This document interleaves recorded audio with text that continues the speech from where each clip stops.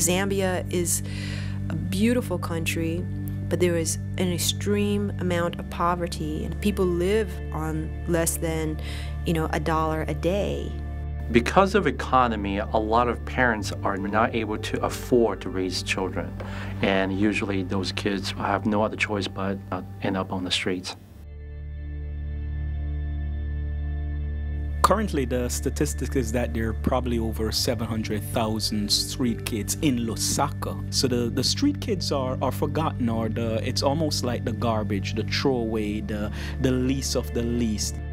At an emotional level, there's this great abandonment that they deal with. There's no refuge for them to run to.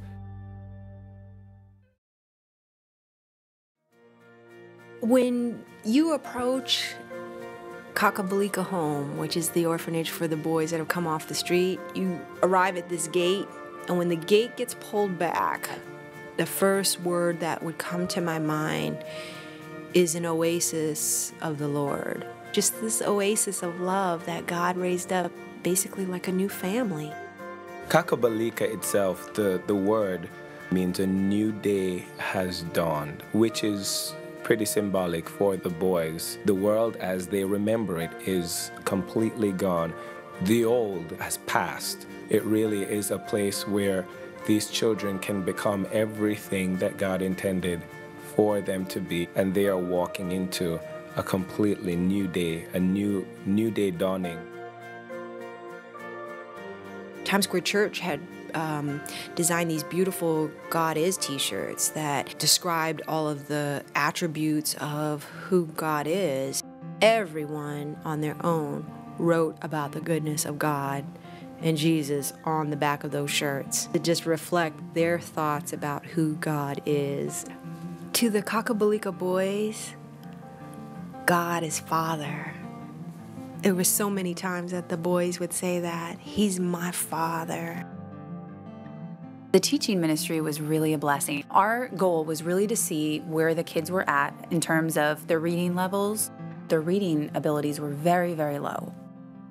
So we had these awesome puppets, and we would do skits to introduce the letters and make words. And they were just so excited about it, and they were like sponges. They wanted to learn. They just had so much fun. By the end, some of them were picking words up and reading a little bit easier, so it was really cool.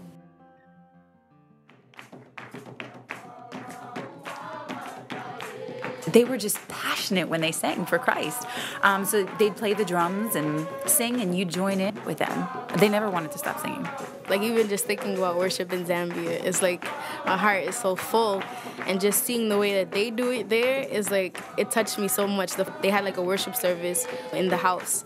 And so we walked in, and like the boys were worshiping, and they didn't care who was around. Their eyes were closed and their hands were raised, and they were like totally surrendered to God and like really feel like God's presence. And like they grabbed their heart, like if it was too much for like to contain, they would just raise their hands and worship. Like looking at the children, like looking how they worship, was like, I want to be like that God, like totally free and totally surrendered.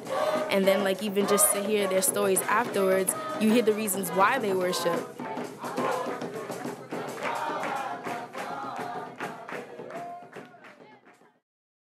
There was one night that we were worshiping, getting sandwiches together to minister to kids on the street and feed them.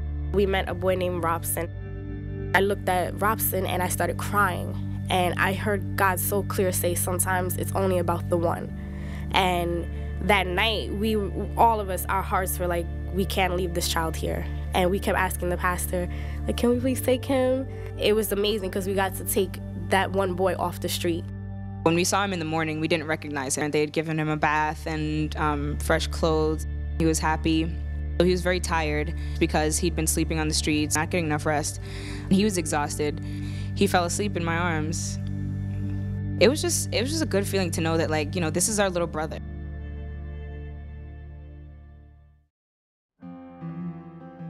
The night before we left, we kind of had one last meeting together, and bidding goodbye, saying goodbye was not easy.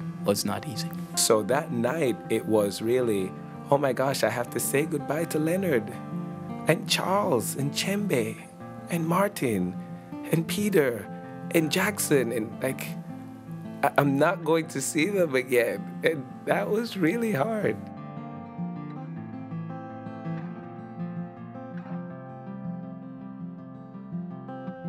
And when we left, the boys ran after our van and they were like holding onto our hands as we were driving. And then some of the boys jumped up on the front of the van and they were just crying and sobbing. It was one of the most emotional things I ever went through. But I'm like, this is what it's all about. It's just this love that only Christ can give. It was so hard. Like, you didn't realize at first like how closely knit our hearts were becoming to each other. Like, you really feel like you're at home and that it's your family. And so it's like, these are my brothers and I have to go back home. Like, and I say it again and again, but it's like you really get a sense of God's family and how like we're one body. They had become a part of our world, and we had become a very, very close and real part of their world. We loved these kids. They loved us. And that's really what we had the sense of while we were there. It was like family.